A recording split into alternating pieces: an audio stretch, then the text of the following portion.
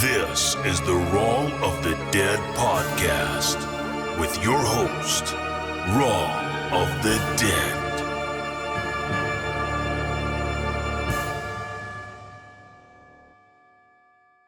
Hello, my name is Leigh Purtill, Artistic Director for the Leigh Purtill Ballet Company, home of the Zombie Ballet.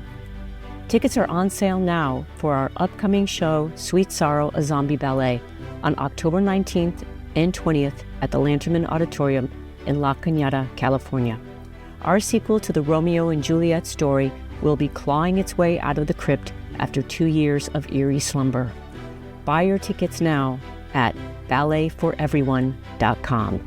That's BALLETFOREVERYONE.com. Don't miss this Halloween treat.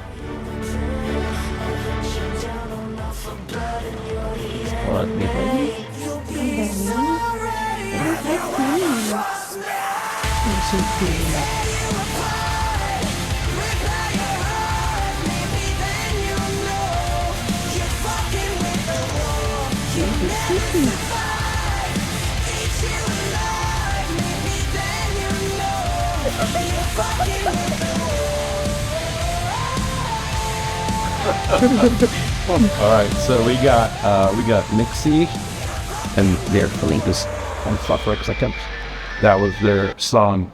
That was their song to the wolves. Correct. Yes. So we got Mixi and Merritt here. And your cat? Yes. And Naja, my co-host, helping us out here. Naja, don't. It's fine. We got it. But thanks you guys for coming down and doing this podcast for me. Thank you for having us. We always love hanging out with you and creating art. Come on, girl. Come here. Naja, come here. Come here. Yeah. She said, that's my mic.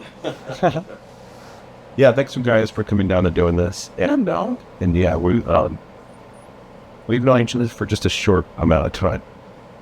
So we met through Sasha. Did we? I don't know. I think it was like an internet thing. I had seen your work and I was getting a bunch of people together. I was getting Sasha and Angela together to do like a photo shoot kind of thing. Yeah. Remember? Yeah. And then we were just like trying to be creative and get girls together that are super cool and like, I don't know, something fun to do, you know? But I remember that, and then, but that's, I think, it was probably through Sasha. Something. I don't know. Yeah, because you were messaging me, like, you wanted to do this, it was like 5 girls, and we had like a whole plan. Yeah. For a Valentine's shoot, so, but once we met, I was like, you guys are so nice and so cool.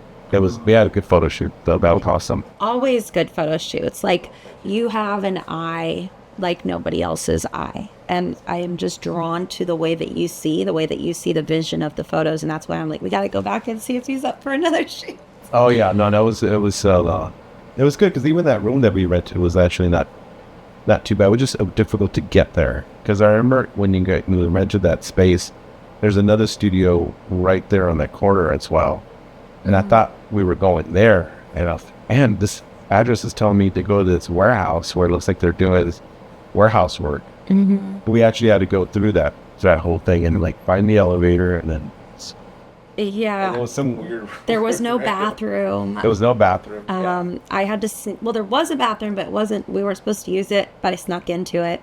I think he was suggesting he's like, there is a bathroom, but I suggest that you don't use it. Use the one on the 5th floor. Wherever that is. Giant warehouse in LA, yeah. You don't know where. So where are you guys originally from? Yeah. This head's not working. You can move. Oh, is it? Oh, okay. Well, I mean, I was born maybe like, where are we, like Corona? So I was born in Here-ish? Pomona. Pomona? Yes. Yeah, so pretty close, but I was only born here, and then my parents, they moved from Southern California to Central California, so like Turlock, essentially. And I lived there for, I don't know, like till 6th grade or so, and then they moved to Arizona, so I grew up in Flagstaff, which is like northern in the mountains, super snowy, isolated kind of thing. And then after college, I moved back down to LA, Southern California, to go to another school and pursue a life in contemporary music, pretty much. When did you pick up your guitar the first time? How old were you? So my mom insisted that my sister and I both play piano before anything, and I hated it. But when we would go to the music shop, I always wanted to play drums, well, at least at that point, but my parents were like, no, you're just going to play piano. But I always loved the guitar. So I didn't first actually pick it up till probably about 7th grade. But ever since about 1st grade, when I first saw it, I was always drawn to it. But I, for some reason, thought I couldn't touch a guitar or play it until I was like good at the piano. And then in 7th grade, I was like, I want to play it. Oh, I'm not in piano lessons. That's a whole nother thing. I'm just going to start playing. So it was really about 7th grade when I picked it up. Did you have what was your first guitar? So my first guitar, I still have it. It's basically like a Stratocaster, but it's not Fender. It's from this company called Ashland Dane, which is just some independent, some off thing. But I still have it. I haven't modded it out or anything. It still works. I use it to teach because it's the only guitar I have in standard tuning. So I think I bought it for like $135 from this little guitar shop in Flagstaff that doesn't exist anymore. Right? Yeah, that's the way it was. Like, if you could get something that's reasonably priced and a reasonable guitar, it's us. Yeah, and it was one of those. You always have to get the weirdest brand of your first guitar. Like mine was a Harmony, and I still have it too. It's got like Sunburst. It looked like the guitar that Bob Marley was playing in this one video, and so I just wanted that guitar, and I didn't know the difference between the brands. Like I wanted that Sunburst thing at the time. That was when I was 15, and I still have it too, and I gave it to my little brother because I was hoping that he would maybe try to learn. I don't think they make Harmony guitars anymore either. I've heard of Harmony. The first guitar I had didn't even have a brand name. Oh wow! I tried to look for something just so I could tell people a brand. So my guitar was so low in the stratosphere that it didn't even have a name, but it was similar to a Washburn guitar. Oh, so that's kind of cool. Tell people it's a Washburn, but it really wasn't. It was like I should just put the logo on there. They really wanted like a Fender, but the Fenders were so expensive. So that was now that guitar my brother has, because he ended up kind of like taking it. Oh, okay. Hey brother, it's okay, you can have it. But, he's listening. But I'm glad that he kind of like he painted it. He kind of like fixed it up a little bit, and he has it hung up in his office. And but that's the first electric guitar. I had an acoustic before that. Again, no name brand. Just I don't know where my dad got these guitars at. Wow. He would just bring it on me. No, I wanted to play guitar, so he brought it home. The acoustic was the first one, and then the electric one. I don't know where. I already know where I got that one. He might have gotten that one for me, but again, no name brand as well. Wow. Do you still play? I still play mostly my acoustic guitar. Oh, that's cool. I have my electricals. I'll show you later, but I have my electric right here, right behind me, and a bass guitar around up. But yeah, electric I haven't played really in a while, at least not plugged in. Sure, yeah. I don't have an amp, but I do bust out the electric once in a while, and I'll kind of like just jam with it a little bit. Like, oh, this is so much easier. Oh, yeah. Because when acoustic, I'm just so used to it with the chords and everything, and then when I jumped on the electric, I'm like, oh, this is kind of like, it's a different feel, you know what I mean? Oh, yeah. I have to choose between whether or not I want to have pretty fingers. Yeah. Like, right now I'm on a guitar break. So I was like, okay, I get to do my nails for a little bit, but as soon as I have to get back to playing, then you have to choose between. That's the problem with being a girl and a guitar player, is like, because you have to choose between cute little fingers or like guitar. I have to totally, like, if I'm like, you could tell when it's like growing too, like I can't play the chord. Oh, sure. The same problem, right? Yeah, well, I have this thing, so I keep my fingernails really, really low, like they never grow out because I'm always keeping them low, just as like a weird, probably because of that, for like, having a guitar when I was young and not wanting it to get in the way. But when I took a classical guitar in college, a lot of classical guitarists will grow out their fingernails on their picking hand to help pick out the string. And then they have this whole like way of like shaping them to make sure that they're shaped a certain way to get. And I could never do that because I always felt so like off balance, or like my symmetry would be off. Like I could scratch somebody with this hand, but this hand was like nothing, like kind of a thing. So I always thought like if Mixi wanted to, she could like have crazy nails on one hand. Hey guys, I am happy to announce that we have a sponsor for today's episode, and that is Happy Haunts. If you are into a haunted mansion at Disneyland, then look no further than Happy Haunts Clothing, your go-to for all haunted mansion inspired alternative fashion.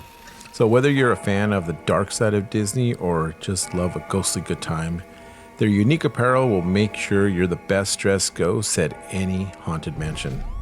So be sure to follow them on Instagram at Happy Haunts Clothing for all the latest drops.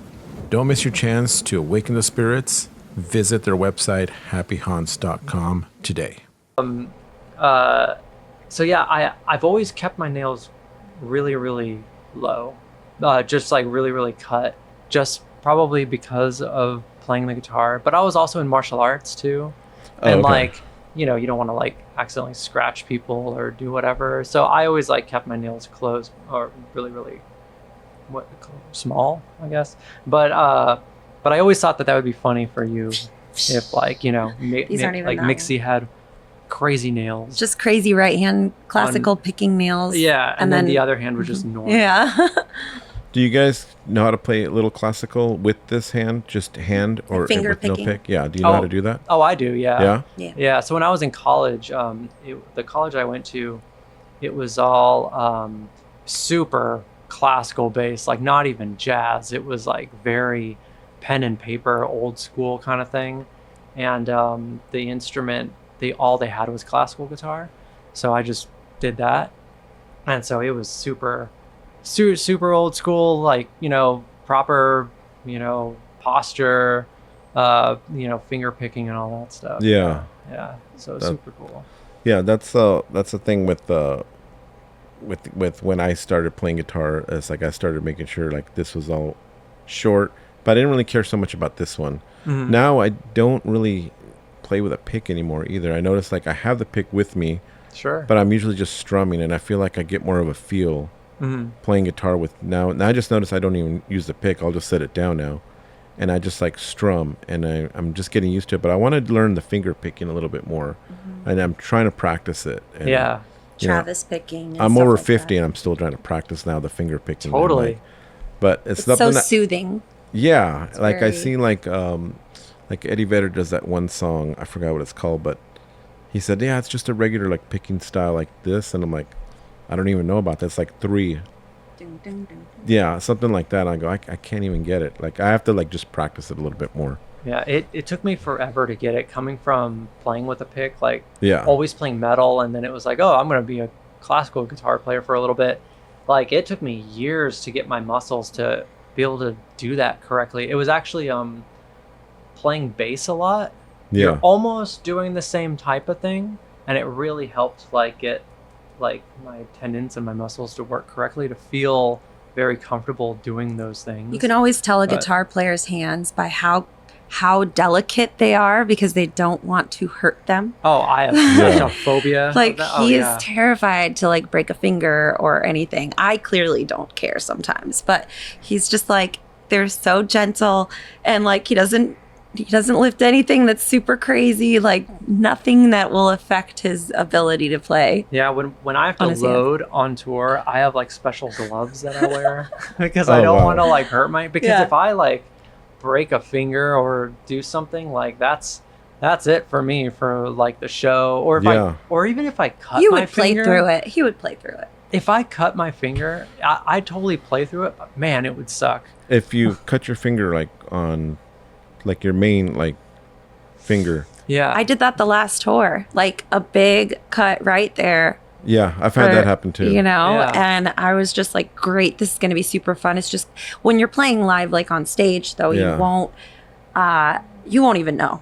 you can't feel pain up there. Like it's just, No, that's you play true. through it. But right before, I'm like, great, right at the beginning of tour, I'm going to have like a big giant sash or slash on my finger. And it was fine. It worked out pretty good. I didn't even, I was like, if it bleeds, it's metal. Who cares? It's metal. It bleeds. Yeah. No, yeah, I think that's what happened to me as well, and I put a Band-Aid on it, but it's not the same. You still don't, you could try, but or you're just kind of like putting you're playing a little differently. Yeah. So it is a pain when you get a cut. Yeah. It totally sucks. Or like not even with this hand, but sometimes if I haven't played in a while and we jump on the road and I'm playing every day, like the side of my thumb, so when I hold a pick, I'm fairly choked up on it. So Okay, I have yeah. like a lot of control over my picking. And what ends up happening is sometimes the side of the string will rub against the side of my thumb. And Oh, okay. and if I don't have a callus there, it'll like rub that raw. So for the first like few weeks or so, like my hands just have these little areas where the strings are consistently rubbing against, like on my forearm and all this Oh stuff. man. And if it's really crazy, it could It's like torture. It's you know torture. bleed, and I'll bleed, and Yeah. you know. But Oh, I mean, wow. Crazy with little blood. yeah, but it's I mean it's not it's not that bad, but it does hurt, you know, and you're like, like why does my hand hurt, you know, and it's like the second day of tour, Yeah. and then you're like, oh, I have all these little blisters everywhere. For me, the first like week of tour, the first show, I headbang like crazy. So like you can never practice enough headbanging at home, Mhm. like in my room with my hairbrush or whatever, until you get and you play that one show with all the adrenaline and everything like that. And like my neck by the first show is just barely able to stay up and hold my head. But then a few shows in, I'm good to go. And it's just like, all right, we're here. We're doing this. You get sore the next day after the first Oh yeah, day? after the first show, just gotta break it in. That's probably the tough part. I think I remember when I was younger, I was playing in the band and headbanging, and I was like, you don't even see what you're playing anymore. You're just headbanging. And then the next day, I'm like, oh man, I could barely move. Like my whole neck was sore. I'm like, I can't imagine doing it now as an older person, like doing that at all. So I wonder how I long. respect you. I wonder how long like my neck will stay on for how much I headbang. Like how long do I have until this neck just doesn't? How long like have it's you like, been in the no, music? we're not going back up. Yeah, how long you been doing music for? Well, my mom said I wanted to be a rock star at 3. That's what I Oh, wow, apparently okay. said to her. I don't remember it. She told me this, but you know, I'd sing along to everything, like The Little Mermaid and all the Disney movies and things like that. And then I started learning like the recorder in elementary school, and I then remember the recorder. yeah, that was like my favorite class. So I knew that I really liked the musical element and like choir class and stuff. And then I played the tuba for 3 years in middle school. Oh, okay. Because I was just like, that is the weirdest instrument. I love it. Let's do it. It was so much fun. I still want a tuba to this day. Like I wish I had I played one. a tuba as well. You did? Yeah. No shit, Yeah, dude. yeah. No way. I've the never met recorder, another. and then the recorder you're required to do like a class of Yeah. that, and then the tuba was in the I think it was in 7th grade where they had like my junior high school was kind of progressive where they every quarter you learn cooking, you learn sewing, you learn music, wood shop, ceramics. So and then the next year you repeat it, or there was different ones. So yeah, that's where I learned how to play the tuba a little bit. Coolest instrument, right? Yeah, yeah. That's awesome. But then when I got into high school, the tuba players had to have a sousaphone on Friday night football games. And I'm like, I'm already a dork. Like, I don't need to be even dorkier. So I found a guitar. I had a boyfriend at the time that had a band. And so when they would have band practice, when they'd take their breaks and have peanut butter and jelly sandwiches or whatever, I'd be like, I'm playing on their instruments. Oh, okay. And that's when I started guitar at 15. I had my dad buy me some lessons, and it was all downhill from there pretty much. So did you had guitar lessons early on? Yeah, Oh, okay, that's yeah. cool. Yeah, 15, but I had a lot of stuff on my plate, so I learned a bunch of stuff. And I was in softball, and I was like AP art class and stuff, like a big art nerd. But so I would like write these songs at home and just kind of like play them from what I'd learned in the classes. Yeah. But I was terrified to play them in public, like outside of the house. Yeah. So I started, after high school, I started forcing myself to go to open mic nights like 3 times a week. I was like, I know I need to play these in front of people. Yeah. And I just remember this one instance. It was like a coffee shop. It's about 20, 30 people in this coffee shop just staring at me with the lights on, and I'm playing like Nancy Sinatra, Bang Bang, like another finger picking kind of song. And I was just like shaking so much. I still remember this moment of how nervous and how shaky, like to the point where my body could barely play the notes. I was so nervous. Oh, wow. And I just knew I had to fight through that fear, and just because I clearly loved making the songs, and I knew that the performance part was part of, like, I had to show people the songs.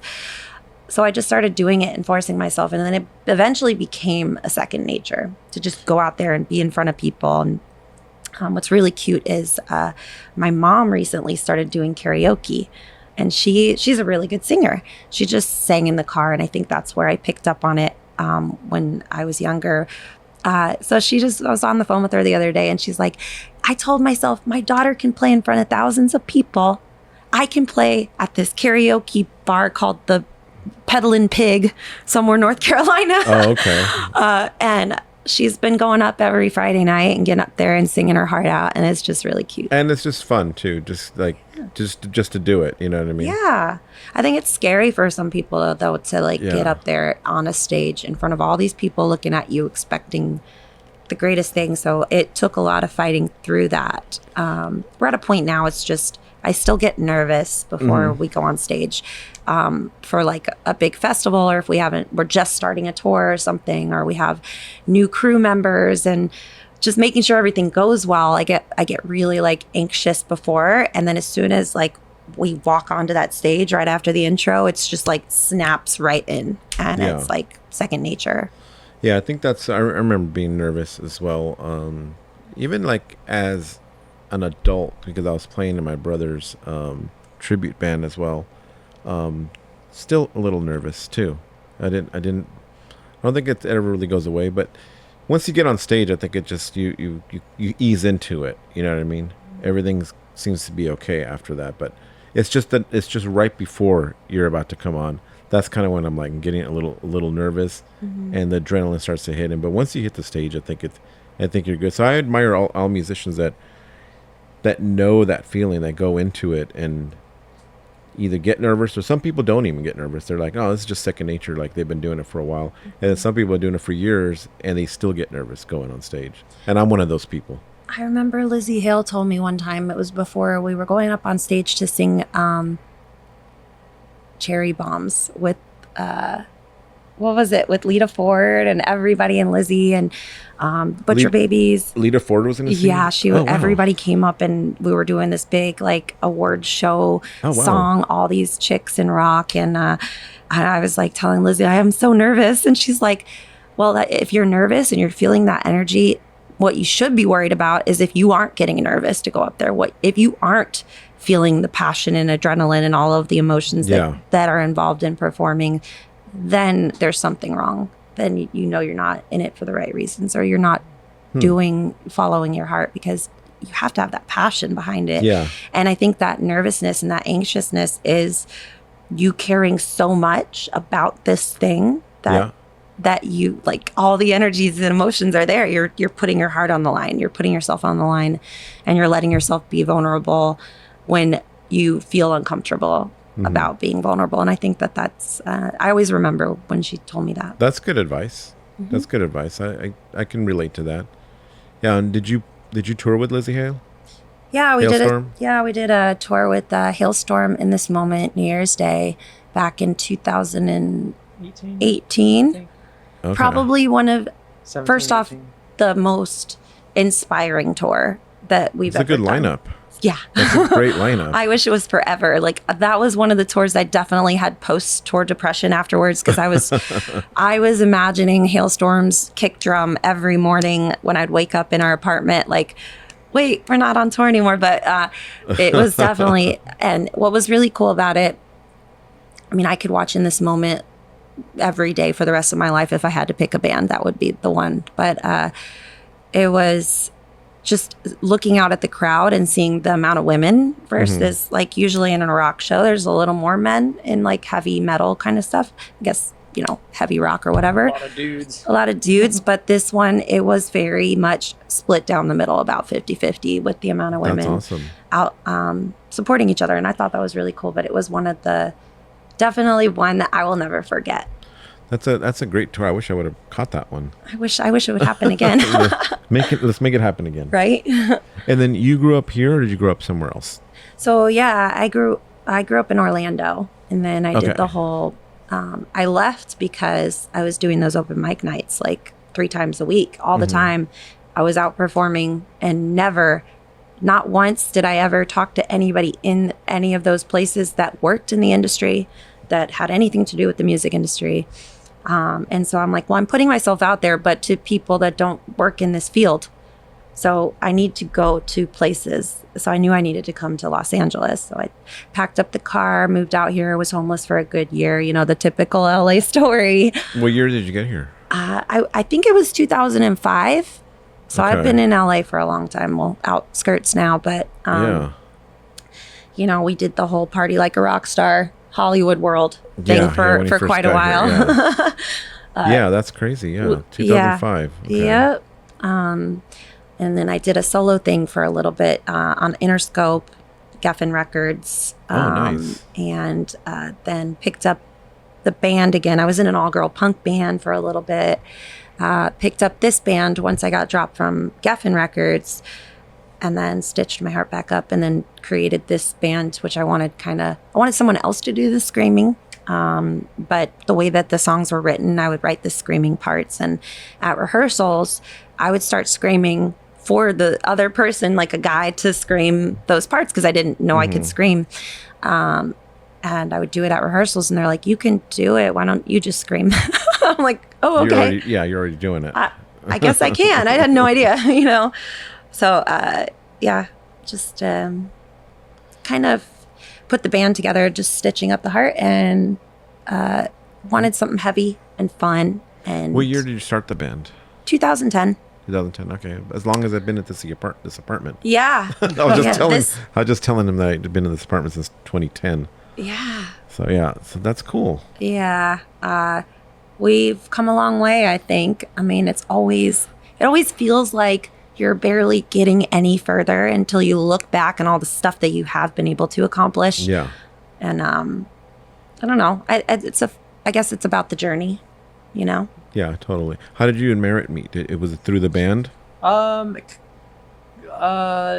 really through the band. It was like, so back in our, Tell the real story. well, like back in our like You can put the mic a little closer. our like hanging out in Hollywood days, you know, there was a bar that it was just like the local rock bar in Hollywood where everybody would hang out. What bar was that one? Angels and Kings. Oh, I've heard of it. Yeah. So it was like just the friends that I had at the time, which were really good friends of mine, still are. We would always go to this bar, and our thing was, this is like the scene, you know, and this is where all the bands and stuff hang out. And then they were in a few bands, I was in a few bands, blah blah blah. And one of them was actually when I moved out here, I went to a school called MI, Musicians Institute. And when I was there, one of my classmates was this guy named Grant, who was also in a bunch of bands. And he was like, hey, you should come out and, you know, check out one of my bands I'm playing in. And I was like, all right, cool. And one of them was Stitched Apart.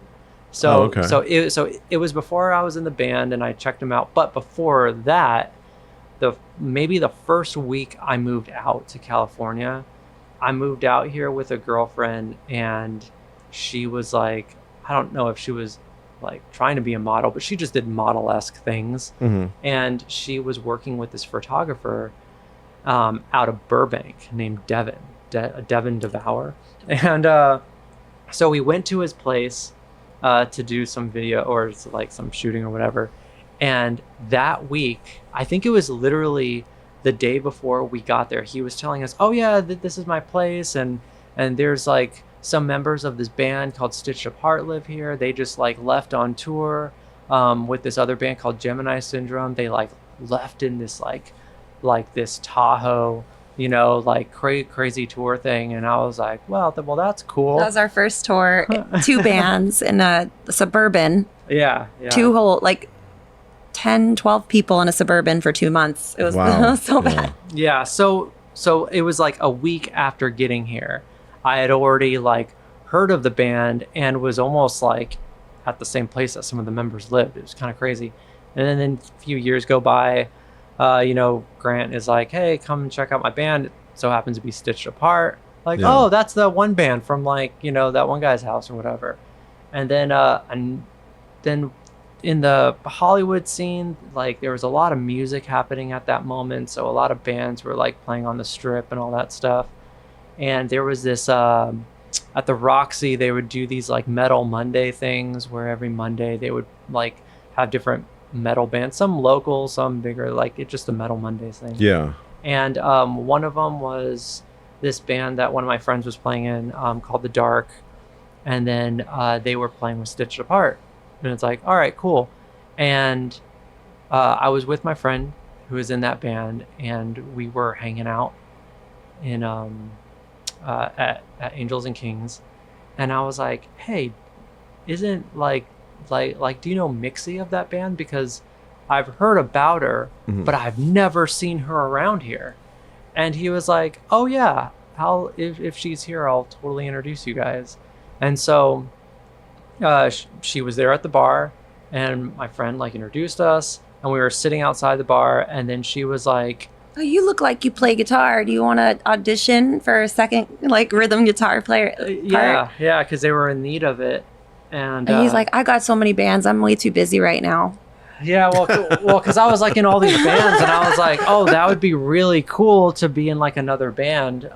So I thought about it, but she like grabbed my phone and put her number in my phone, and I just thought she was hitting on me, really. I was actually not hitting on him at that time, but when you denied me, then I was like, do you want to go on a date? Oh wow, that's cool. Yeah, because like I think I was only in like maybe 2 bands, but one of them was like a national touring band. Okay. And was actually kind of big, and they were like one of my favorite bands kind of growing up a little bit. Who's that? This band called Cyclone 9. Okay. And so they're like this industrial band, super intense, Yeah. but really, really cool. And I eventually ended up being in that band, and I was like, that's whoa, crazy. like this is so nuts. And so a lot of my attention was going there, but I always kept the option open, but I had to sort of be like, my plate's getting a little full, you know, I don't think I can dedicate the time. I have time for a girlfriend, but not to learn a couple more songs. Yeah, but eventually, like they would go off on tour and I would come on tour, and then I would find myself like sort of weaning out of certain bands, and they would need like a rhythm guitar for like a show at like the Troubadour or something, or they needed a bass player, and so I kind of filled in, and I was always kind of there, but I was just filling in. And then eventually I was like, well, these other bands are really cool, but they're way too intense for all the stuff going on, so I need to find something a little bit more in my lane and not so crazy. And so I started to fill in on some tours with them, and I was like, wow, this is way chiller than what I'm used to. And then it just kind of worked out. And then it was, you know, and I just stayed in there, and then things just kind of progressed from there. You know, we're like, we need a bass player. Do you want to learn bass, or do you want to play bass? He's like, I'm a guitar player, but sure.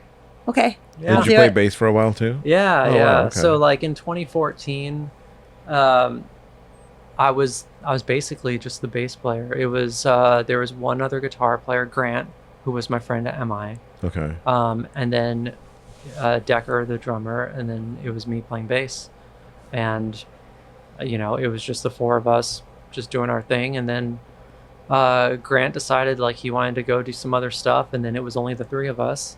And then I'm like, do you want to play bass or do you want to play guitar? You get to choose in this moment. Like, yeah, and I was like, pick. I was like, well, I like to go back to guitar. So I went back to guitar, and then randomly at that point, it was like we weren't even a full band. But then that's when like the management started stepping in, and then that's when the label stuff started happening, and it was like, oh man, this is crazy. We did do like DIY touring for a good like 5 years, booking our own tours and just going out there with no management, no label, no nothing for a good 5 years. And I think that showed a lot of, I knew exactly who I wanted to sign with at the time. As Century Media was like a really big family kind of oriented label at the time. It was, Don Robertson, who had really went to bat for us on our first record with them, and got us a whole bunch of radio play and on all the festivals and awesome tours like the Hailstorm and This Moment one. That's awesome.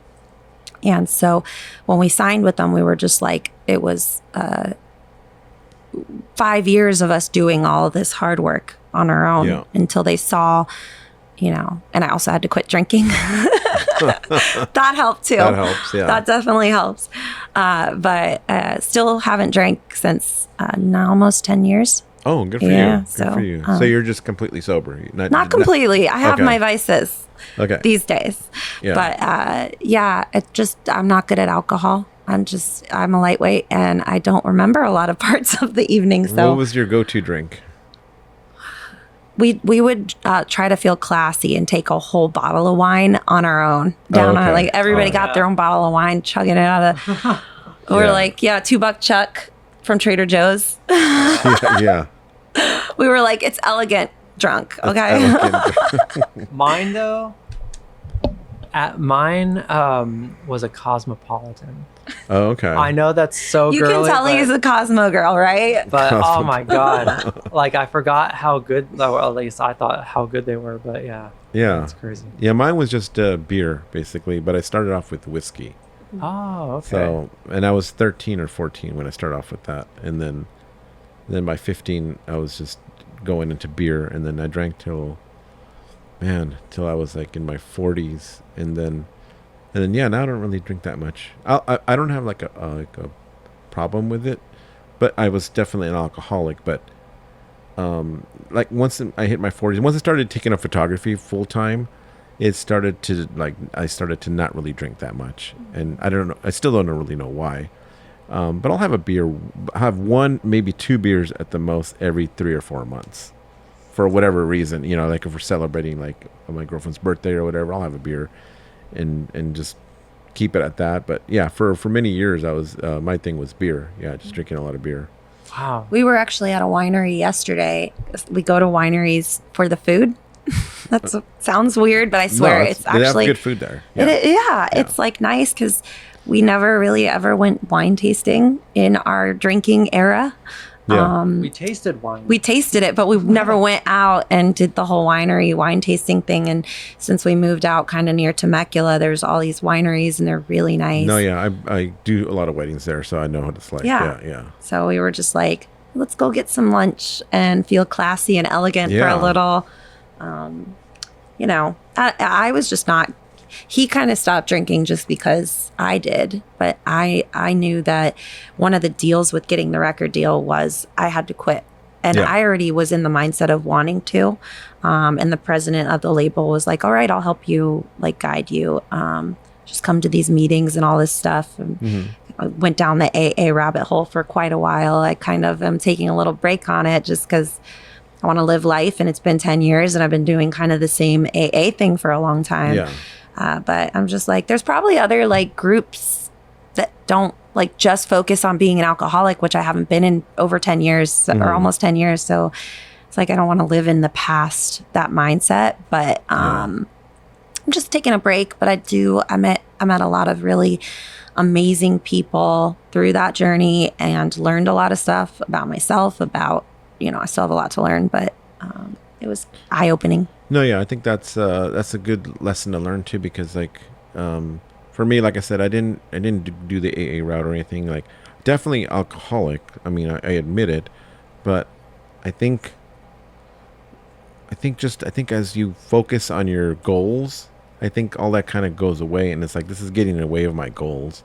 I want to wake up like with energy, and I have things to accomplish. So I think that could be for you guys, for you as well.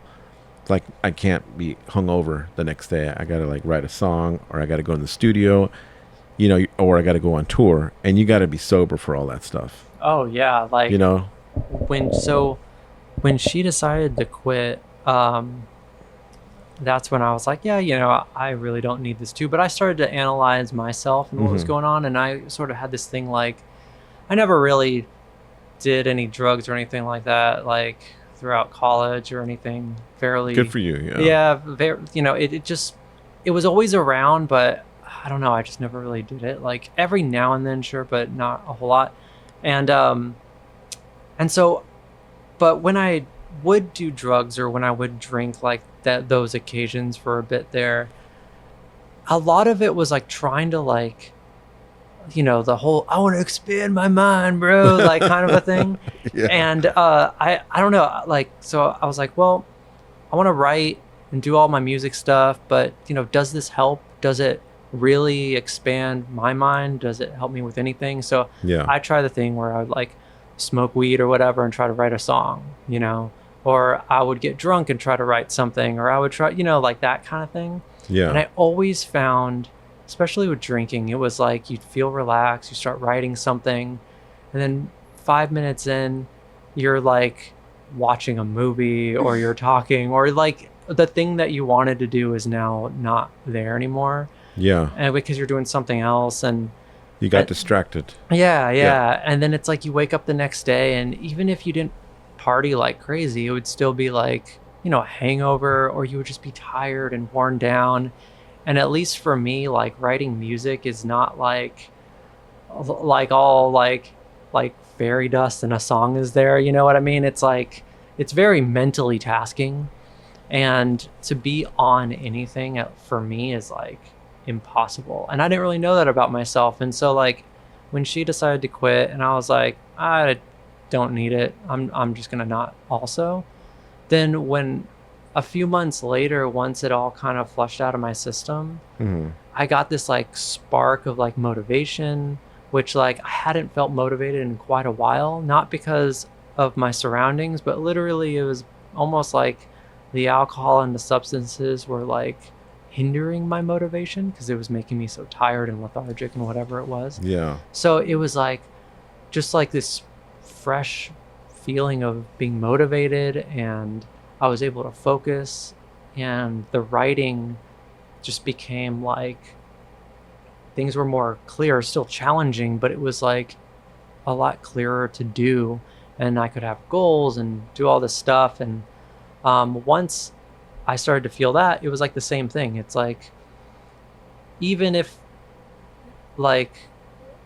I wanted to drink, I could, but there's no real reason for it, because the music is far more important than like having alcohol or anything like that. That's the way I feel too. Yeah, that's like, I think just having a goal and something that's motivating you. I think when you don't have something like that, I think it's very easily you can fall back into getting yourself messed up or whatever, or dealing with like past things that maybe have happened to you. And for me, it was just fun to drink all the time, and so for me it was just fun, so I was just trying to keep the fun going. Sure. Yeah. So it'd be fun to go to dinner and then drink.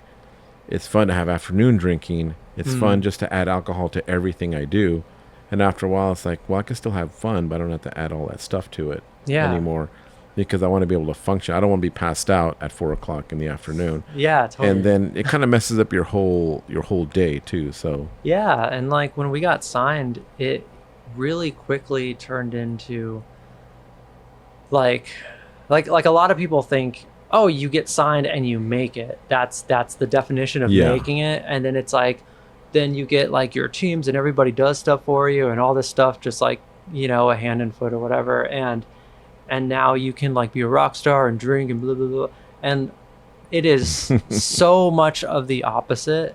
And I couldn't even imagine drinking with the amount of responsibility that we have had to undertake since we've been signed. Like, not just financially with like a label being like, here's some money, and now you need to make a product and then have that money be made back, kind of a thing.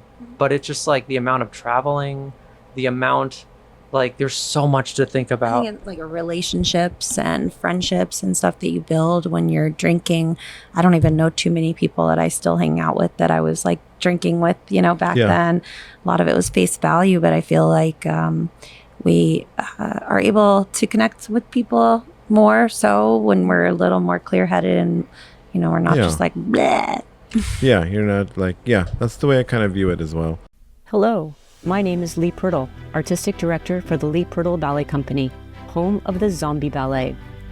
Tickets are on sale now for our upcoming show, Sweet Sorrow, a Zombie Ballet, on October 19th and 20th at the Lanterman Auditorium in La Cañada, California. Our sequel to the Romeo and Juliet story will be clawing its way out of the crypt after 2 years of eerie slumber. Buy your tickets now at balletforeveryone.com. That's BALLETFOREVERYONE.com. Don't miss this Halloween treat. Those days are behind me, and like even like you were talking about like friends. Like I have a lot of friends that still obviously like to drink. I have no problem with that at all. You know what I mean? Like whatever is good for you guys that makes you guys happy. I just like to, for me, concentrate on doing my thing and then being around creators as well. Where we're all creating stuff, whether it's models, whether it's event coordinators, bands. You know what I mean? I like just being around like talented, creative people, because then you grow from that and you learn. And I learned from just doing this podcast even about everybody. So she loves you. She's giving me kisses. I got kitty kisses. Yeah, not just in the podcast. Thank you, cutie. Yeah, she's my co-host. She makes sure you guys so are... cute. I'm never going to wash my hand. Did she lick your hand? I got kisses, yeah. She does that to me. Yeah, she does that to me all the time. She's been like that since she was a kitten. Such a sweetheart. Yeah. I love the torties. Come on, baby. Yeah, she can sit right there with you. I wanted to ask you about your tour with Steel Panther. How was that? How did that go? Sick. I love Steel Panther. Our bass player and their singer are like, they have a bromance like nobody else. No one. I saw Randy's post. They love each other. They like were they going should. Hiking. Yeah, they always like go to Griffith Park or like Runyon Canyon hike and stuff. Yeah, he invited me to go hiking with him, but it's just too far for me to go in the morning. Like we live like way far away. If I go hiking, I'll go here in my area, but not. And then I'm just doing the gym anyways. But no, yeah, the Steel Panther, I've known about them for a long time, and then even when Ralph was in that Van Halen tribute band, I'm drawing a blank on their Atomic Punks. Long time ago. Wow. Yeah. And then I knew of that even when they were called Metal School. Metal Shop, and then Metal School. Yeah. That's right. Yeah, that's how old school. Back was it the Key Club, or they had their residency? Key Club. Yeah, that's right. No, we definitely made it to that venue every once in a while. Is the Key Club still there? Yeah, they changed it. That's a different name. It's a different name, but it's still Building there. is still yeah. there. Mm-hmm. It used to be called Gazzari's back in my day. Yeah. I played it once. They let a thrash show happen once there, so I was like, oh, cool, because usually they didn't allow that on the Strip. Yeah. No thrash, no death metal, none of that was allowed there. Oh wow. Yeah. Yeah. No, we played almost at every venue, I feel like, in Los Angeles at this point that I can think of, except like the stadium. Yeah. One day. So the Steel Panther tour was great. Yeah, I mean, I've never seen so many boobies in my life. It's if you don't know who Steel Panther is, go check them out. Their live performance is pretty funny. They're so entertaining. So much fun. I've seen them like 3 or 4 times, like a long time ago, and they're always they crack me up so much. They're on and off stage hilarious. Like they're funny off stage too. It's not. They're almost. It was just us and them. Yeah. And we just like before the shows, they were like warming up jokes and stuff, and like just not even like they're just on all the time, just so funny, just really good people. And that's the second tour we've done with them. We toured with them to 2021, I think. Oh no, it was right 2019. before the pandemic. Yeah. Oh, okay. So Yeah. we toured with them back then as well. So Yeah, those guys are really cool. I remember like they did a show where they were showing you like there's 4 or 5 songs that all sound the same with the same 3 riffs, and they played it like the one was the Bon Jovi, one was the Motley Crue. I don't know which ones, but they were showing. I go, oh yeah, that's true. It's like it's all the same riff, and Yeah. like you like hit it, and they're like, dun, dun, and then they play the song. I'm like, oh yeah, I didn't even think about that. That's amazing. yeah, no, they're Like they figured that out. I'm like, oh yeah, because if you play enough music, you figure out there's only a few chords that are main chords. You know what I mean? You have C, D, A, G, B, and E. And as long as you learn those chords, you can just make up a song with anything. And then there's the more intricate chords. You know what I mean? And but yeah, those are like the main ones. And sometimes people kind of repeat certain patterns, or they make it backwards, or it's just a different organized chord. there's only so many patterns. There's you so know, many, there's yeah. only so many, and so that's why you we're at a point even where we write music that's drop tuned and dropped even lower, and Oh yeah, so back to E again. you guys do a lot of drop tuning. Oh yeah, like I don't think the only standard tune guitar you have is the one that you first had that you were talking about earlier. Yeah. You do a drop D. Even I lower. mean, Even lower. Oh, lower. Okay. Yeah, so so typically it'll be like on a 7-string, but you can play these on a 6-string too. It's just like for me with the extended range, it makes a little bit more sense, but primarily it's drop A. So Mine Okay. is B standard. That's what mine's tuned. yeah, so a Oh, it's getting standard- complicated. Yeah, so a standard 7-string, it's basically a standard 6-string with a low B on the lower like parts. Because you play a 7-string. Yeah. And you play a 7-string? Okay, 6. Not yet. Okay. Yeah. So what I do is by drop A, it's just the B normal standard for 7-string, but the low B is just dropped down to A. But Okay. so it's still gonna You function. still finger like the same fingerings that you would with a standard tuned guitar. It's just lower. Gotcha. Yeah, and then drop A, it's just like playing drop D, but it's just drop A. It's just lower. But is Yeah. it all tuned to E? It's Or is it tuned lower than E? It's Is it tuned to tu- E standard. So B- all the 6 strings on a Okay. 7-string, at least in drop A, it's going to be E standard. Gotcha. So if you only play on a standard tuned guitar, Mm-hmm. you could play a 7-string fine. You would just have that lower string just kind Gotcha. of hanging out. Yeah. Yeah, we dropped our guitar at one point to F. Yeah. And Yeah. and they were like spaghetti strings. Yeah. Yeah, Yeah. I Because Carcass, we found out Carcass tuned almost to F. Okay. It was at F, and I'm like, I go, it is so low. Like, it's like, Yeah. I go, okay, so I found the chord, and then I tuned it down. I go, okay, that's where I'm at. And then I tuned it all the same way. And then it was so low, my strings were like spaghetti. Oh, yeah. And I was like, this is the tuning. This is so I think we went up. I go, this is a little bit too low. So we went up a little bit more. And then we kind of kept it at I don't know what's after or what's before F, but we had it almost to F. I remember that. It was like so low.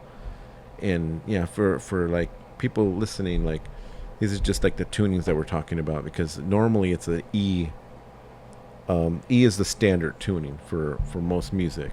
Yeah. And then you got in more intricate like tuning, like what Jimmy Page does on Led Zeppelin. Like I can't even understand his tuning at all. They're all a little bit different. And then what you're doing, because I heard you guys' music. It sounds very very full and very heavy too. Mhm. So is that coming just from all the tuning that you're doing? Is that how that heaviness is coming into play? I mean, you could easily sort of hear that could be what it is, but you can still have a really heavy song being in standard tuning. It does change like the timbre of the instrument because it is lower and the guitar is more of like a treble instrument, and so it's gonna react a little differently than, let's say, you were to play a bass or something like that. Yeah. So you are gonna get a cool sound from it, but a lot of the get it. But a lot of the heaviness, it comes from the mixture of that, the type of guitar, the tuning a little bit, how the bass and the guitar are reacting, how the drums are mixed, Yeah. how the vocals are, how the synths and all the like programming is. So all those things together and how they're orchestrated will really make the thing heavy, I guess, if that makes sense. So it's not just the tuning, but the tuning, it does give it like a cool vibe or Yeah, like a cool totally. edge for sure. Well, that's what we were talking about, like how not just the tuning, but there's only so many chords that you can play, right? So Yeah. then if you add some really cool distorted synth thing underneath that guitar, Yeah. or then you get this growling effects with that guitar, because the guitar is also an instrument that only makes so many sounds. Of course. So yeah. I mean, you have different like it's just whatever you can do with it. You know? yeah, different kind of like tones and stuff that you can do, but adding those extra synths and those things that like make it deeper and grittier and tougher, I guess I feel like helps make it sound heavier. And who's the main songwriter? So I mean, I guess I could be like sitting that seat a bit. Like, so I do write a lot. But for our band, it's very much like I might write like a demo of something, and then and I might have like a bunch of songs that I might be like, these are stitched apart style songs or whatever it is. But then when we are like kind of like trying to find a producer, we'll like write a few songs with that producer to sort of okay. like feel out how it feels, because having a producer, at least for us, is like adding another member a bit. Yeah. And so they have to kind of fit like and understand, not just fit, but like really understand like what like our sensibilities towards the music we want to make. And so like we'll work with some great people and we'll be like, okay, we want to do something like really heavy, like maybe like a little metal chorus or something. And then they're like, oh, you want heavy? Well, I have this like amp, and then they turn it on and it and then they play like, oh, drop D, and we're gonna play in drop D, it's gonna be the heaviest thing. And it's like it's heavy in terms of like AC/DC is a heavy metal band, it's like that kind of heavy. Yeah. It's not the same type of heavy that we're going for. So there's like those sensibilities are really, really important. And so when we find a producer that kind of fits with what we're wanting to do, then it's basically like a mixture of them and us. So like I'll have a bunch of demos, and then we sort of are like, okay, we're going to go with this person as a producer, and then we might write a few songs with them. They'll take a few songs that I have, and then they'll put their spin on it. And it's more like this collaboration with the music, Right. until we get to a point where like those 10 songs or whatever have become what they become. So I'm definitely a part of it, but I wouldn't say that I like write everything and then it's like it all has to be me, and then No, yeah. it's definitely It's collaborative. yeah. And a lot of the times if they hear something that I write, then they'll be like, oh, okay, so we want to do something like that. Or maybe I might write two things like maybe too heavy or too like metal or crazy, and then they might write something more active rock. So it's a good balance. Yeah, Gotcha. like right now in our Dropbox, there's about 22 songs, and it's just breakdown after breakdown after breakdown. Like Wow. he's just losing his shit on it. It's so funny. But we are trying to push heavier. But when we go to a producer that we feel like does have the vision that we have, after we like collaborate and write with a couple different producers, like what we're doing in Nashville is we found some guys that are in the lane of what we feel like can make this next record what we want it to be. Yeah. And every record changes a little bit. And so we take that Dropbox, we find our favorites, and we can only narrow it down to like 10. Yeah. The producers want to do a couple songs of their own too. And then, I go into the studio like I'm flying to Nashville Saturday, and we just get all the vocal takes possible. I can take some stuff from home if I need to, but in a manly reference microphone, really nice, crisp, perfect mic. With all their plugins and the way that we haven't gotten to the level yet to be able to fully professionally produce a whole record on our own. I think we're inching that direction, but as far as recording vocals, I've been trying to learn how to do it to album quality vocals myself, but I'm not there yet. So I do trust somebody that does that for a living to take it to the next level or take our songs to the next level. And it's a very much a collaborative effort. And do you like working out of the studio? Love it. I mean, since I've been, he's been kind of teaching me how to use Logic. He does a lot of like film kind of composition, like placement stuff. And so he does a lot of like instrumental stuff, but I'm more focused on wanting to get the vocals right? Yeah. So in the last couple years, I've been dialing that in, and we've been trying to learn from our friends that are, producers and stuff, like how do we make the mic sound like this, or how do you EQ it and mixing it and stuff like that. All the extra stuff you don't really think about, delays and reverbs and how much to put and all the other plugins and things. So I've been getting a lot more comfortable recording it in the studio at home, to where when I take it now, what I used to do, going to write with a random producer that I just met that day, being a little bit socially anxious anyway, I would get a little nervous before stuff like that. And I can be a little more on my game now that I can be in the studio and I know what I'm doing a little more so. I'm more comfortable with the microphone in a studio. And I just go to another studio now and picture myself at home almost, not around strangers, but in my home comfortably. I think it just makes it easier. And I also know what takes now by listening back on my own I like better, with the way that my voice sings a certain note, or how I say a vowel or something like that. I can dial it in a little more. And then when I go to the studio, I know, oh wait, I'm going to do it differently, because it might sound different out of my head.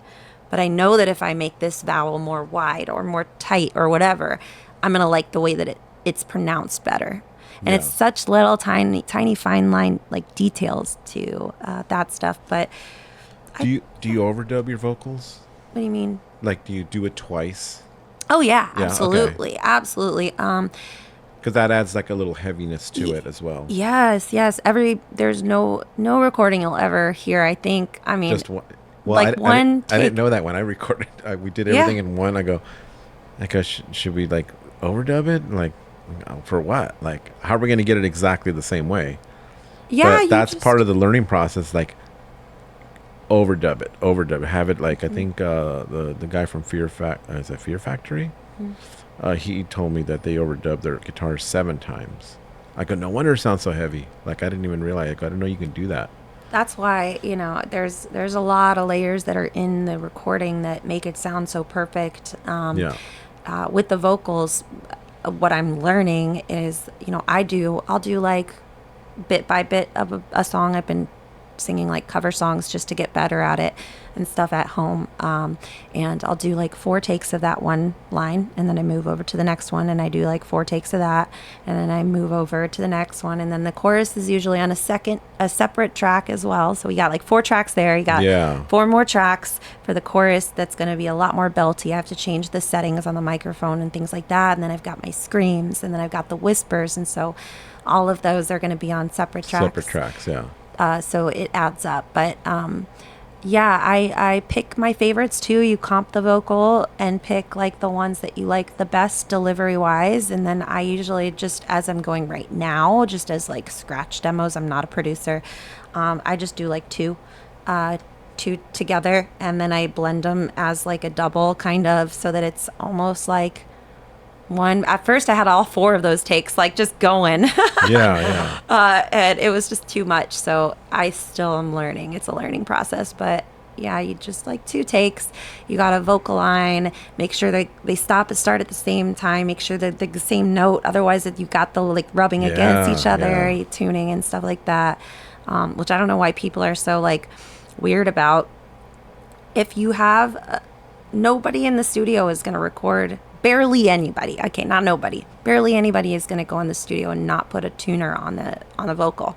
Right. Any professional thing, and nobody is perfectly pitched. So even if you're so close to the note and all the music is just slightly different, Right. you can feel it. You can feel it, and then when it snaps, it's perfect and it feels right. So I don't know. I have fun with just messing with that, and then you can even change the melodies and stuff, and see, you know what, I like this melody better by changing it with like Melodyne and stuff. And who are you guys signed to right now? We are currently on the same label that we signed with 5 years ago, but the contract is up September 1st, and we are going to be... 5 years ago? It's like 9 years ago now. Has it been 9 years? Is this Century Media or is Yeah, Century. Well, Century Media got purchased by Sony, and okay. so the Orchard is their distribution company that technically handled our record, the last 2 records, I think. It's confusing, but yeah, so by September 1st, we will be probably halfway through this next record and releasing it ourselves and seeing how that goes. Yeah, when do you guys plan on doing the new record? When do you want that to be released? Or when is it coming out? So far, our plan is to finish it, like I fly out of here to finish the record, and hopefully be done by the time that the contract for the last label is done, and Right. September 1st. And we'll probably be done by the 13th as far as like our end of the music writing and vocal recording and stuff like that. And then it's just all up to the producers to mix it. And we plan to try to release the song before the end of the year. Okay, cool. So we'll have some new music coming. Are you guys working on... I like the videos, too, that you guys have done. It's very well done. Thanks. Oh, thank you. Yeah, we went to this guy, Tony Aguilera, in Arizona, and we just we had a deal, 4 songs, let's do it, all in the period of a week. And Oh, just wow. same studio location with a giant LED wall behind us. So Oh, okay. we just changed the areas.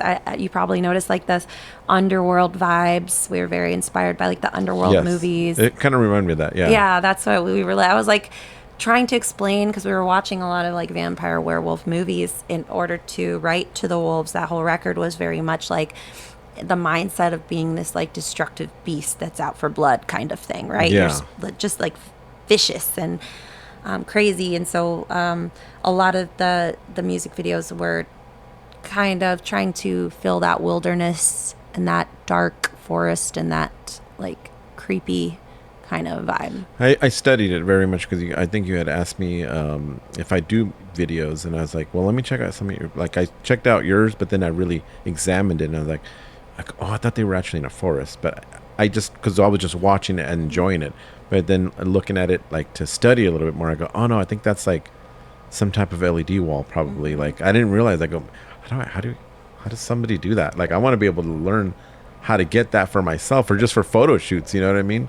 I think that Yeah. would be great, you know? LED wall. Yeah, we so that one, it was an LED wall, and then when you watch the video, it's like there's snow falling all over us and stuff, and you're like, wow, if that's an LED wall, then is that like all CG snow or whatever? It's like, no, it's just instant potatoes that we bought at Walmart, and we just threw Is them it on. really? Yeah. Oh, wow. So fun throwing potatoes at them, like just here, get more snow.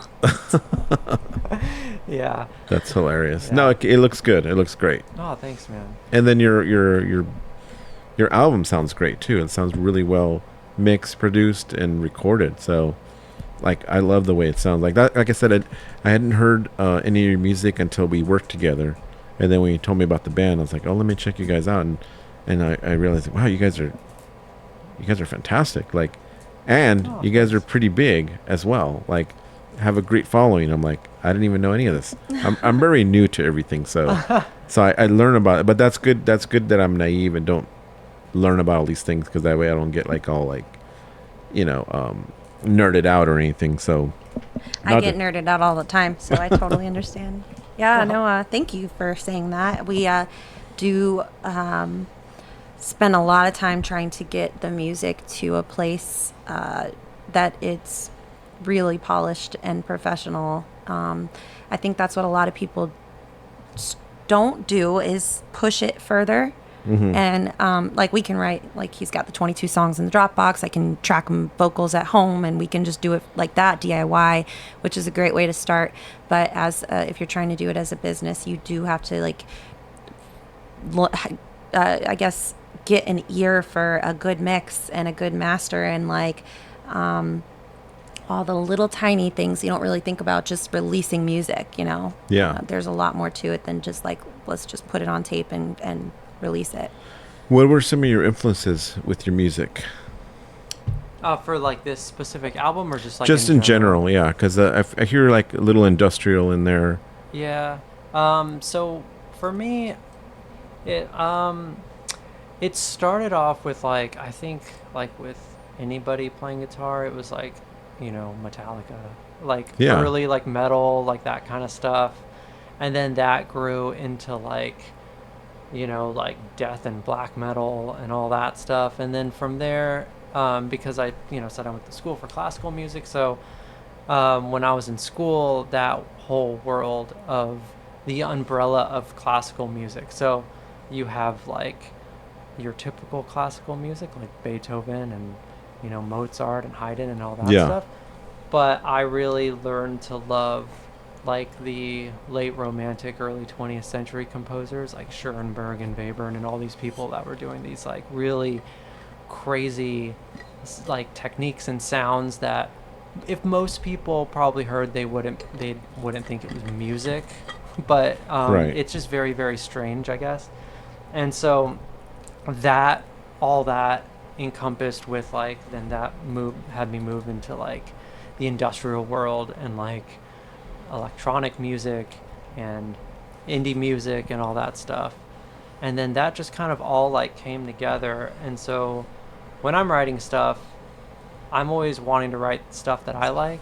I'm not necessarily trying to reinvent or the wheel or anything. It's just like, I love Children of Bodom, and I love like deathcore and metalcore, and I love classical music and music for video games and soundtracks, and I love like AFI and Modest Mouse and all this stuff. So I'm gonna take all that and try to calculate it into like some form of music that I like. Yeah. And that's sort of where like my sensibilities come into play. What about you, Mixi?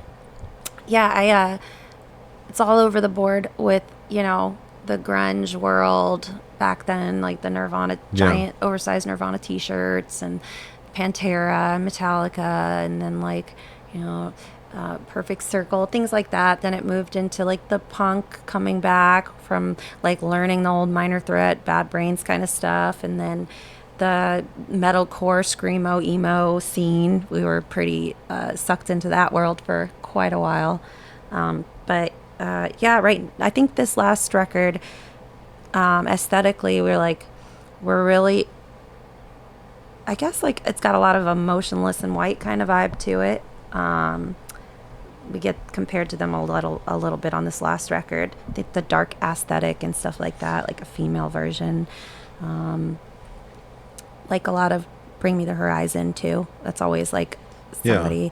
When we first started the band, I was listening to Bullet for My Valentine like on repeat. I couldn't stop, and that was a big inspiration for the band starting as like, I want to do something like this, but with the female singer and a screamer, kind of thing. That's kind of where the initial seed was planted, was more in that lane. It's evolved.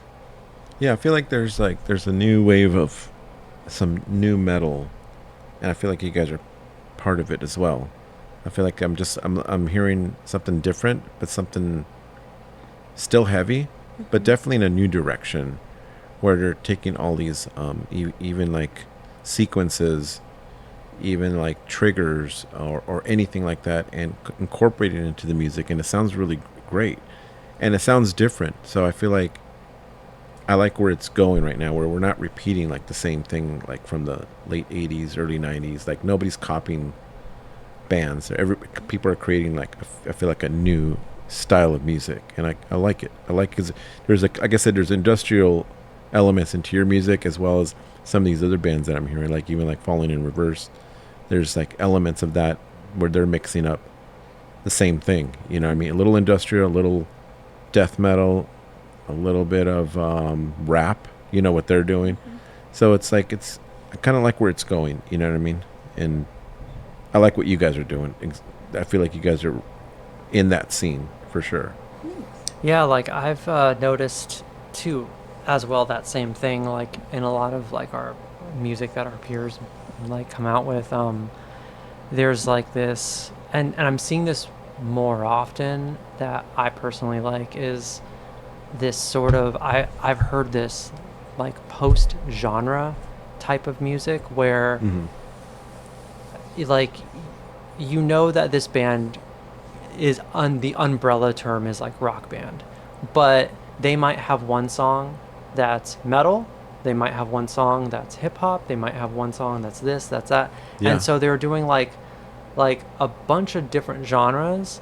But I'm even seeing it, especially like you mentioned, like Falling in Reverse and stuff, where they're taking one song and almost splicing multiple genres within one song, and not just layering them, not like we're gonna have electric guitars with synths that sound industrial, and now we have industrial metal. It's like the first verse is gonna be metal, the second verse is gonna be electronic, the third verse is gonna be like a slam breakdown, and then there's gonna be this really pop chorus.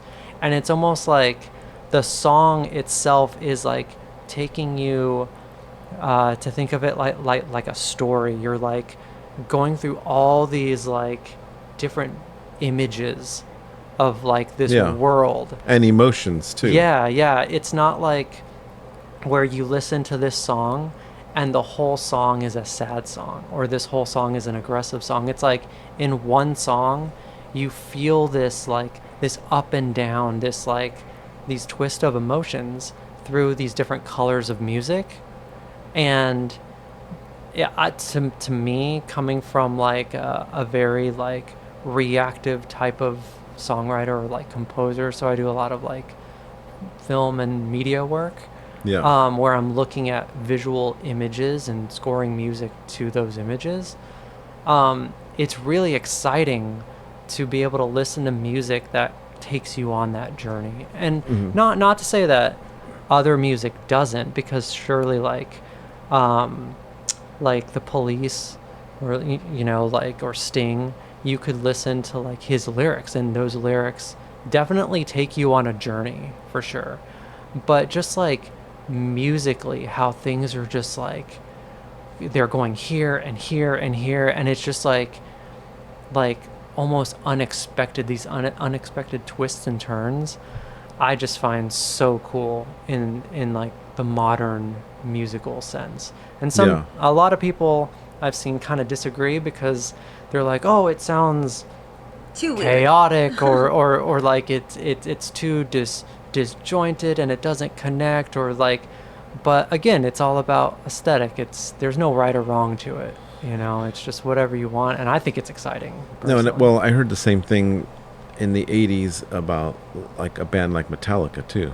Oh, for sure. Because that was totally different. I'm used to listening to like Van Halen, Iron Maiden at that point, and then when they came out, it's like that's completely different. Like, I've never, and got into Anthrax after that, and then Creator, and then wow, this is like a whole other movement of music that everyone was creating like their own kind of style. Yeah. But it was a different genre of music. And so that's what I feel like what's going on right now. There's a different genre going on for metal, where it kind of was just kind of dead in the late 90s, where you had like a Pantera or White Zombie kind of, but you didn't have a whole lot of those bands, you know what I mean? I think there's a whole new wave of bands that are coming out that I'm barely discovering right now, you know, through listening to you guys, because then it would take you to another suggestion on Spotify. Sure, yeah. And I go, whoa, okay, I never heard of this band. And then even when Blackcraft Network, they had a artist spotlight, Dusty and Bobby would play some music that, same thing. I go, I've never heard of these bands, but they all sound great, and they would, you know, play them on their show. So I'm like, okay, there's a whole other style of music coming that it's there, and we just have to like discover it and I'm discovering it. I'm older, you know what I mean? I'm one of those people that are like from the 80s, so but I appreciate all the music that's coming out. I'm not stuck in the 80s. Sure, I love all the music from the 80s and 90s and 2000s, but I don't stay there. Yeah. You know, I'm like, I'm not giving anybody else a chance. I'm like, no, I want to hear new music. I want to hear other styles. Yeah. You know what I mean? I think it's best to stay open with all that stuff and don't be stuck in that old time frame of like, oh, you know, that's get off my lawn type of like attitude. You know what I mean? I want to listen to new music and new energy and new blood, and it's going to come from all the young people that are doing it. So I give you guys props for that, for doing that. Thanks, man. Yeah, like, you know, it's really great when we run into people with like those mindsets of just like liking where new music is going and things like that. And we kind of, for a little bit, not really by us, but just sort of like the label was very much wanting to like push us in a direction that I mean, we were cool with because we were just kind of following direction, but like more in like this active rock world of like kind of like radio rock and stuff like that. Yeah. Which I think is really important, but for me it was just kind of like a lot of things, especially commercially in the rock world, because I feel like rap and country and stuff are a little bit different because now like artists are like doing like features together and, you know, all these crossovers, which is so awesome. Yeah. But the rock world, for being like, we are rebels, they are very much stuck in their own ways with like a lot of things. Yeah. And so I feel like a lot of bands kind of they know like the formula to be like on, you know, Sirius XM, like radio stations and stuff like that. Yeah. And, you know, you can listen to like the top 20 songs on some Sirius XM like hard rock stations, and it's essentially they all sound the same, a lot of the bands. Well, the band songs, not the bands. The bands are individually unique and different, but a lot of the songs, they have the same sort of thing to them. And I feel like a lot of bands like us and other people in our like world, we want to continue to expand music as much as we can.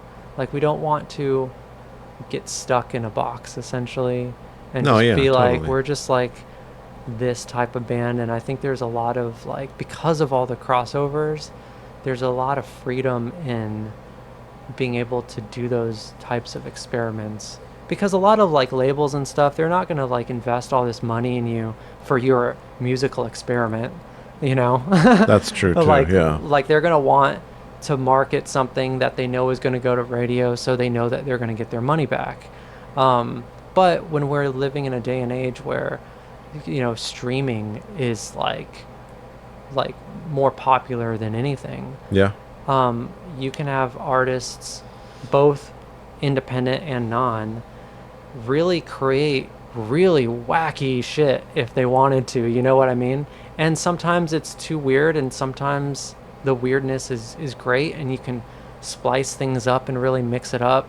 And I think that freedom is like helping drive music forward, like what you said with the rock and the metal, and then with like the crossovers with country and hip hop and stuff. Yeah. Like, artists are trying to find ways to collaborate and move music forward, and they're just finding really creative ways to do that. And I feel like it's because of the freedom of like not being subjected to just, you know, big labels, I guess. Yeah, because I mean, a lot of the stuff in metal has been done already, I feel like, you know. So what the new style of music that's coming out definitely has its own sound, where it's like it's not repeating itself. You know, you're not repeating like a band that sounds just like Metallica or sounds just like Pantera, because they were their own music.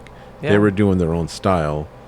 And, you know, after Metallica, I think that was like the next wave was the Pantera types of band, and paving a new way of metal that was popular in the 90s. And then, but even like in the 80s, like there's not really anybody repeating like thrash metal either. Like there's still bands like I said, like Creator, they're still out there doing it. But you know, they're older now. There's no new bands that are creating that same style of music. Yeah. And I kind of wished there were some bands that were kind of like doing it, but again, it's been done. If I hear like somebody repeating that music, it'll be like, oh, that's just copying this band. You know what I mean? Like Greta Van Fleet gets that a lot from being compared to Led Zeppelin. Oh yeah. But I feel like even like their newer music, it doesn't sound like Led Zeppelin to me anymore. It sounds like now they're finding their own style. But in the very beginning, yeah, it's totally sounded like Led Zeppelin. Totally. I think we strive really hard to try to not be a formulated cookie cutter band. We want to not do safe stuff. Yeah. And I think with this next record, being able to release it ourselves, we have a lot more say in that. But we do know that there is a reason that the Marvel movies work. Because they know what works, right? And so the people in the industry do know what works for the listener, for a broad spectrum, people, majority of the people like. But we didn't choose to do heavy music with screamy vocals to appease the entire population. Right, and that's just like kind of the forfeit you have to make to do the music that you personally want to create. For sure. So what do you guys have planned for the rest of the year and next year? I know the album, you want to get a single out by the end of the year. Do you guys have any tour plans or anything coming up? Yeah, right now we are in the middle of working on hopefully a fall tour, but we'll see. I'll be able to talk about that whenever. And then we kind of our plan is to get some music out to release like one by the end of the year after we finish this up, and then more of a waterfall effect kind of thing. So the tours will coincide with whatever single is released around that time to promote. As the album is released, like 8 to 6 weeks, every song comes out. And then eventually it's like a whole record, which will tie into whatever tour plans that we have. I notice a lot of bands do that. They'll drop a single or two, and then I'm always still in the mentality like, oh, they have a new album out. And then it's like, no, it's just a single. And then like months later, it's like, wait, I thought the album came out already. They had a new song, but I'm still stuck in them. I don't realize that there's a new way of people doing it where they drop singles, then the album comes out like maybe 3 or 4 months, maybe even 6 months down the line. The biggest reason is because if you, with the attention span, that's what it is. Yeah. It's just like you can't, if you release a song, people listen to that for, I don't know, a week, 2 weeks, a month, depends on how much they like the song. And then it's old news and there's new music, right? But if you release a whole album, you put all this time and effort into 10, 12 songs and it's old after a month.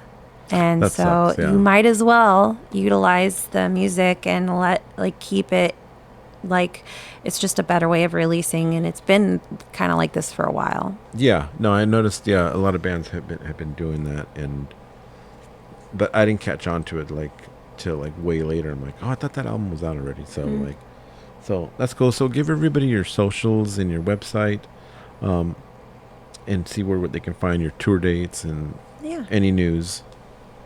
You can just go to stitcheduphheart.com. It has our Instagram, our Facebook, our Twitter, our YouTube, Spotify. Everything is on stitcheduphheart.com. Yeah, I got you guys on my Spotify, so I got it on my favorites and everything. I'm going to create a playlist around it as well. Because is that important too? Do you guys get feedback if I have your songs or your album on a playlist? So it's kind of with Spotify, it spins. And at this point on a label, most of the money that we do make, I think it's 0.003 cents per spin, something like that. So it's like $3,000 per million spins for each song. Gotcha. Let's say you got like 4 songs, so there's money there. So that helps, yes. Okay. If you don't own the music, like if you're under a label and you don't own your music, then that goes back to the label from what they spent on making the record. So if you own your own music, which is what we're going to try to do with this next record, well, we already paid half up front. We're like, this is our record, and it's all up to whether or not people enjoy it and listen to it, how we market it. We plan on putting a lot of marketing behind it because we care more about it than anybody else will care, as far as like getting it out there to as many people as we can. And then hopefully that in return will, go back into the band, and the money ends up just being more back into the business. But it does help, yes. Okay, cool. Short answer. That's great to know. Well, we're gonna end the podcast here, but I want to thank you guys for coming down and doing the podcast. Yeah, I know thanks for having us. talking about doing it for a while, and we've worked together on photo shoots. Obviously, Mixi, you always bring it with Bring your it, girl. you always bring it. So it's always fantastic to work with you, and I'm glad we met because I wasn't sure like who I was meeting when we were first doing the photo shoot. And I remember you're just very like, you had your idea and you're like, this is what we're going to do. And this is going to happen. And then, and when we got there, I was like, we totally had to like redo the whole kind of like idea, but still incorporated the Bloody Valentine type of theme. Yeah. So it was still cool. And meeting all you guys, making it into a band shoot kind of turned out really great too. Cause you guys used the photos. I'm like, hell yeah, let's do it. They're so care. good. Yeah. Your eye is just incredible, and like, still curious to see not full on music video, but as a photographer and like getting into the film world, I'm curious to see these days with music videos, you don't need all that extra stuff. With a still frame, zoom in, slow going kind of thing with cool lighting, the way that you have an eye for that, I think it could be pretty interesting. I'm kind of curious to see if that would. Just to see what would happen. Yeah. It might be. I'm trying to get into a lot more filmmaking and learning lighting as well. Even like right here, like this is just for simple, real kind of stuff. Like just for socials, not even. Yeah, that's true. Like I think that music videos these days are actually, you could put a lot of money into it. Like I remember one music video was $50,000 they spent in 2008, Geffen, on a music video. Oh, wow. $50,000. That's clearly not the case anymore. But, and now there's so much, so like great cameras and things like that. And like, if you just have the proper look, you can just have a real, as long as you know how to do it. Like you can have, people think you just buy a great camera and automatically it's going to look like this fantastic music video or this fantastic film. But it's like, it doesn't really work that way. There's accessories. There's also knowledge of knowing the technical aspects of all that and the technical stuff of post, which goes a long way. If you can master the post stuff, then you know, okay, this is what I need for this camera, and this is the kind of specs I need for this camera for this to work for this type of lighting, and then all the accessories that go with it. And once you learn all that, it's great. But yeah, just buying an expensive camera is not going to do it. Like if you have no knowledge, I can have all the knowledge. You can just give me a cheap camera and I'll make it look good. Right. Whereas if I give somebody that has no knowledge and just give them the most expensive like $6,000 camera, it's not going to look good. They're going to put it on auto most likely, and it's not going to look good. But I think also with you, just your eye on it, your unique taste, I feel like you could tap into that world for sure. I'm trying. I'm gonna try. Well, maybe we'll guinea pig it, see what happens. Well, thank you guys again for coming down. We're gonna play you out here with this song, but thank you, Mixi. Thank you, Merritt. Thank you so much. Thanks. Go ahead and catch them on their socials, Stitched Apart. Make sure you follow them and listen to them on Spotify. What else is there? Apple Podcast. Yeah, all the things everywhere. Apple, just look Amazon, up stitchedapart.com. YouTube. Yeah, all the things. And give them some love. All right, you guys. Thanks. We'll play you guys out here. Thank you, Mixi. Thank you, Merritt. Thanks for having us. I'll hunt you down enough for blood and you're the enemy. You'll be sorry if you ever cross me. Tear you apart, break by your heart. Maybe then you'll know you're fucking with the wall. You'll never survive. Eat you alive. Maybe then you'll know you're fucking with the wall.